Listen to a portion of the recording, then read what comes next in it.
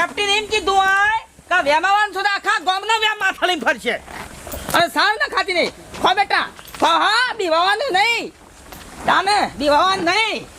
તાને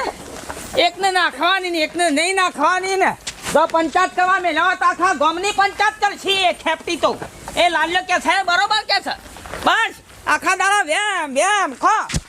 ખો બેટા ખો હા ખો ખો હા ખો તો ઘેરથી જતા રહ્યા તારની તો વાતો તો લાગશે બાપ